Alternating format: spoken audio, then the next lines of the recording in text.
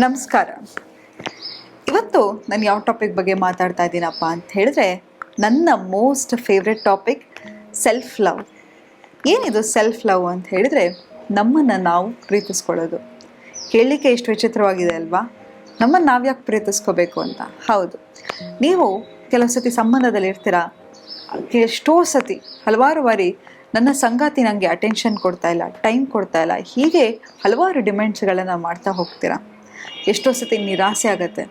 ಯಾವಾಗ ನಾವು ಪ್ರೀತಿ ಮಾಡೋರು ನಮ್ಮ ರೀತಿಯಲ್ಲಿ ನಡ್ಕೊಳ್ಳಲ್ವೋ ಆಗ ಡಿಸಪಾಯಿಂಟ್ಮೆಂಟ್ ಆಗುತ್ತೆ. ಡಿಸಪಾಯಿಂಟ್ಮೆಂಟಿಂದ ಡಿಸ್ಅಗ್ರಿಮೆಂಟ್ ಆಗುತ್ತೆ. ಆಗ ಆರ್ಗ್ಯುಮೆಂಟಿಂದ ನಂತರ ಸಂಬಂಧದ ಬೆರಕು ಬಿಡಲಿಕ್ಕೆ ಶುರುವಾಗುತ್ತೆ. ಆದರೆ ಮೋಸ್ಟ್ ಇಂಪಾರ್ಟೆಂಟ್ ಸಂಬಂಧ ಯಾರ ಜೊತೆ ಗೊತ್ತಾ? ನಮಗೆ ನಮ್ಮ ಜೊತೆ. ಈ ಸೆಲ್ಫ್ ಲವ್ ಮೂಲಕ ನಮ್ಮ ಸೆಲ್ಫ್ ಎಸ್ಟೀಮ್, ಸೆಲ್ಫ್ ಕಾನ್ಫಿಡೆನ್ಸ್ ಎಲ್ಲವೂ ಹೆಚ್ಚಾಗ್ತಾ ಹೋಗುತ್ತೆ. ನೋಡಿ, ಪ್ರಕೃತಿ ನಿಯಮ ಹೇಗಿದೆಯಪ್ಪ ಅಂತ ಹೇಳಿದರೆ, ನಾವು ಬರುವಾಗಲೂ ಒಬ್ಬರೇ, ಹೋಗುವಾಗಲೂ ಒಬ್ಬರೇ. ಆದರೆ ಇಲ್ಲಿ ನಾವು ಬಂದಿರೋದು ಖುಷಿಯಾಗಿರೋಕ್ಕೆ, ಖುಷಿಯಾಗಿ ಜನರನ್ನು ಇಡಲಿಕ್ಕೆ. ಆದರೆ ನಾವಿಲ್ಲೇನು ಮಾಡ್ತೀವಿ? ಯಾವುದು ನಮ್ಮಲ್ಲಿ ಇರಲ್ವೋ ಅದ್ರ ಬಗ್ಗೆ ಹೆಚ್ಚಾಗಿ ಮಾತಾಡ್ತಾ, ಅದ್ರ ಬಗ್ಗೆ ಹೆಚ್ಚಾಗಿ ಯೋಚನೆ ಮಾಡ್ತಾ ಮಾಡ್ತಾ ಮಾಡ್ತಾ ಪ್ರತಿ ಸತಿ ನಮ್ಮ ಮನಸ್ಸಿನ ನೆಮ್ಮದಿಯನ್ನು ಕಳ್ಕೊತಾ ಹೋಗ್ತೀವಿ. ಮನುಷ್ಯನಿಗೆ ನೆಮ್ಮದಿ ಅನ್ನೋದು ತುಂಬಾ ಮುಖ್ಯ. ಇವತ್ತು ನೋಡಿ, ನೀವು ಯಾಕೆ ಇಷ್ಟು ಕಷ್ಟಪಡ್ತಿದ್ದೀರಾ? ಹಗಲು ರಾತ್ರಿ ಅನ್ನೋದನ್ನು ನೋಡದೆ ಕಷ್ಟಪಡ್ತಿದ್ದೀರಾ ಅಂತ ಹೇಳಿದರೆ, ಒಂದು ಹೊತ್ತು ನೆಮ್ಮದಿ, ಒಂದು ಹೊತ್ತು ಒಳ್ಳೆ ಊಟಕ್ಕಾಗಿ, ಒಂದು ಒಳ್ಳೆ ಮನೆಗಾಗಿ. ಯಾಕೆ ಒಳ್ಳೆ ಮನೆ ಇರಬೇಕು ಅಂತ ಹೇಳಿದ್ರೆ, ಒಂದು ನೆಮ್ಮದಿ ಇರುತ್ತೆ ಅಂತ. ಹೌದು, ಅಷ್ಟೆಲ್ಲ ನಾವು ಕಷ್ಟಪಟ್ಟ ಮೇಲೆ ನೆಮ್ಮದಿಯಾಗಿರೋದು ತುಂಬಾ ಮುಖ್ಯ. ಅದೇ ನಮ್ಮ ನೆಮ್ಮದಿಯನ್ನು ನಾವು ಕಂಡ್ಕೋಬೇಕು ಅಂತ ಹೇಳಿದರೆ, ನಾವು ಯಾರ ಹತ್ರನೂ ಎಕ್ಸ್ಪೆಕ್ಟೇಷನ್ಸನ್ನು ಇಡಬಾರ್ದು. ಯಾವಾಗ ನಾವು ಎಕ್ಸ್ಪೆಕ್ಟೇಷನ್ನ ಇಡ್ತಾ ಹೋಗ್ತೀವೋ ಹರ್ಟ್ ಆಗ್ತಾ ಹೋಗುತ್ತೆ. ಯಾರು ನಮ್ಮ ಥರ ನಡ್ಕೊಳ್ಳಲ್ವೋ, ನಾವು ಹೋಗಿ ಒಬ್ಬರನ್ನ ನನ್ನ ರೆಸ್ಪೆಕ್ಟ್ ಮಾಡು, ನನಗೆ ಟೈಮ್ ಕೊಡು, ನನಗೆ ಪ್ರೀತಿ ಕೊಡು ಅಂತ ಕೇಳಿದಾಗ ನಾವೇನು ಮಾಡ್ತಾ ಇದ್ದೀವಿ? ಒಬ್ಬರ ಹತ್ರ ಅಂಗಲಾಚಿ ಬೇಡ್ತಾ ಇದ್ದೀವಿ. ನಿಮ್ಮ ಹತ್ರ ಯಾರೋ ಬಂದು ನೀವು ಹೋಗ್ತಾ ಇರ್ತೀರಾ, ರೋಡಲ್ಲಿ ಯಾರೋ ಒಬ್ಬ ಭಿಕ್ಷುಕ ಬಂದು ಬೇಡ್ತಾನೆ, ತಕ್ಷಣ ನಿಮ್ಮ ಹತ್ರ ಇರೋ ಬ್ಯಾಗು, ಒಡವೆ ಗಿಡವೆ ಎಲ್ಲ ಕೊಟ್ಬಿಡ್ತೀರಾ? ಇಲ್ಲ.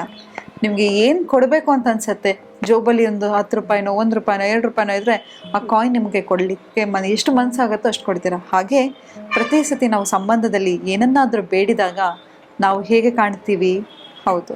ಹಾಗಾಗಿ ಪ್ರೀತಿಯಿಂದ ನಾವು ಜನಕ್ಕೆ ಪ್ರೀತಿ ಕೊಡಬೇಕು ಹೊರತು ಪ್ರೀತಿಯನ್ನು ಬೇಡಲಿಕ್ಕೆ ಬರಬೇಡಿ. ಈ ಸೆಲ್ಫ್ ಲವನ್ನು ಹೇಗಪ್ಪ ಪ್ರಾಕ್ಟೀಸ್ ಮಾಡೋದು ಅಂತ ಹೇಳಿದರೆ, ನೋಡಿ, ನಮಗೆ ಹೇಗೆ ಬ್ರೈನನ್ನು ಟ್ರೈನ್ ಮಾಡಿದಾರಪ್ಪ ಅಂತ ಹೇಳಿದರೆ, ಬ್ರೈನ್ ವೈರಿಂಗ್ ಮಾಡಿದಾರಪ್ಪ ಅಂತ ಹೇಳಿದರೆ, ಸೆಲ್ಫಿಶ್ ಆಗಿರೋದು ತುಂಬಾ ಕೆಟ್ಟದು ಅಂತ. ನೋಡಿ, ನಿಮ್ಮ ಜೊತೆ ಇರೋತಕ್ಕಂತಹ ನಿಮ್ಮ ಸಂಬಂಧ ಇದೆಯಲ್ಲ, ಅದು ಮುಖ್ಯವಾದ ಸಂಬಂಧ. ಈಗ ಉದಾಹರಣೆಗೆ, ನಾನೇನಾದರೂ ಖುಷಿಯಾಗಿಲ್ಲ, ನಾನೇನಾದರೂ ಸಿಡಿ ಅಂತಿದ್ರೆ, ಅಥವಾ ನನಗೆ ಮನಸ್ಸಿಗೆ ನೆಮ್ಮದಿ ಇಲ್ಲ ಅಂತ ಹೇಳಿದರೆ, ಯಾರ ಹತ್ರನೂ ನಾನು ಚೆನ್ನಾಗಿ ಮಾತಾಡೋಕ್ಕೆ ಸಾಧ್ಯನಾ? ನಾನು ಇವತ್ತು ಕೂತ್ಕೊಂಡು ನೆಮ್ಮದಿಯಾಗಿ ಮಾತಾಡ್ತಿದ್ದೀನಿ ಅಂತ ಹೇಳಿದರೆ, ಮೊದಲು ನಾನು ನೆಮ್ಮದಿಯಾಗಿರಬೇಕು. ಇಲ್ಲ ಅಂತ ಹೇಳಿದರೆ ನಂಗೆ ಅಕ್ಷರ ಕೂಡ ಮಾತಾಡಲಿಕ್ಕೆ ಸಾಧ್ಯ ಇಲ್ಲ. ಹಾಗಾಗಿ ನೀವು ನಿಮ್ಮ ಜೊತೆ ಇರ್ತಕ್ಕಂಥ ಸಂಬಂಧ ಇದೆಯಲ್ಲ, ಅದನ್ನು ಚೆನ್ನಾಗಿ ನೋಡ್ಕೊಳ್ಳಿ. ಸೆಲ್ಫ್ ಲವ್ ಹೇಗಪ್ಪ ಅಂತ ಹೇಳಿದರೆ, ಮೊದಲನೇದಾಗಿ ನಿಮ್ಮ ದೇಹದ ಆಕಾರವನ್ನು ಸರಿಯಾಗಿ ಇಟ್ಕೊಳ್ಳಿ. ಯಾಕಂತ ಹೇಳಿದರೆ, ಎಷ್ಟೋ ಸತಿ ನಾವು ನೋಡ್ತೀವಿ, ನಮ್ಮ ಆರೋಗ್ಯವನ್ನು ನಾವು ನೋಡ್ಕೊಳ್ಳಲ್ಲ. ಒಬ್ಬರಿಗೆ ನಾವು ಭಾರ ಆಗಬಾರ್ದು ಅಲ್ವಾ?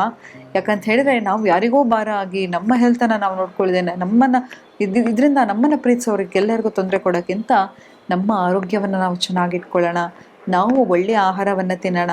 ನಾವು ಪೌಷ್ಟಿಕ ಆಹಾರವನ್ನು ತಿಂತಾ ಇದ್ದಾಗೆ ನಮ್ಮ ದೇಹದ ತೂಕ ಮ್ಯಾನೇಜ್ ಮಾಡ್ಬೋದು. ಹಾಗಾಗಿ ನಿಮ್ಮ ಆರೋಗ್ಯದ ಕಡೆ ಗಮನ ಕೊಡಿ. ಆಮೇಲೆ look good to feel good ಅಂತ ಎಷ್ಟರ ಮಟ್ಟಿಗೆ ನಿಜ ಅಲ್ವಾ? ನೀವು ಯಾವಾಗಾದರೂ ನೋಡಿದ್ರಾ, ಒಂದು ಹೊಸ ಬಟ್ಟೆ ಹಾಕ್ಕೊಂಡಾಗ ಅಥವಾ ಚೆನ್ನಾಗಿ ಡ್ರೆಸ್ ಮಾಡ್ಕೊಂಡಾಗ ಏನನ್ಸುತ್ತೆ, ನಿಮ್ಮನ್ನು ನೋಡಿದ್ರೆ ಎಷ್ಟು ಖುಷಿಯಾಗತ್ತೆ.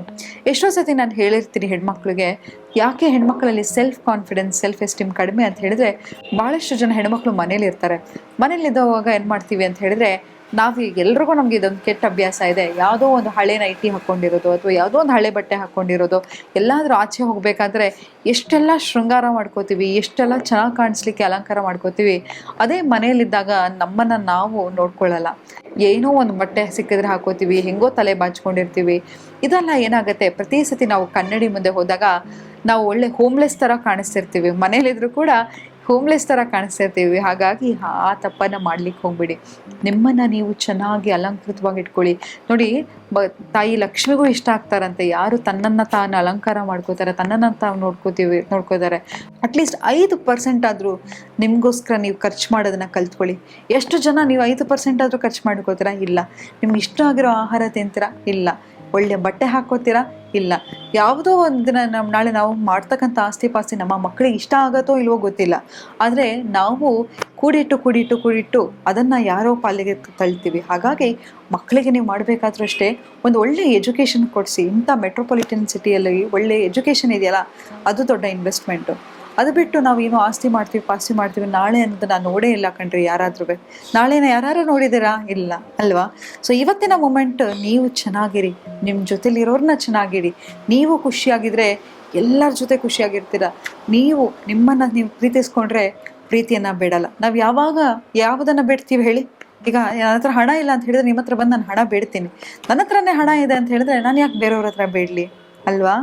ಸೊ ಹಾಗಾಗಿ ನಿಮ್ಮನ್ನು ನೀವು ಚೆನ್ನಾಗಿ ನೋಡ್ಕೊಳ್ಳಿ, ನಿಮ್ಮನ್ನು ನೀವು ಪ್ರೀತಿಸ್ಕೊಳ್ಳಿ. ಆ ನಂತರ ನಿಮ್ಮ ಆರೋಗ್ಯ ಚೆನ್ನಾಗಿದ್ರೆ ನಿಮ್ಮ ಹೆಂಡತಿ ಮಕ್ಕಳ ಆರೋಗ್ಯ ಚೆನ್ನಾಗಿರುತ್ತೆ. ನೀವು ಮನೆಯಲ್ಲಿ ಒಂದು ಸ್ತಂಭವಾಗಿ ನಿಂತ್ಕೋಬೇಕು.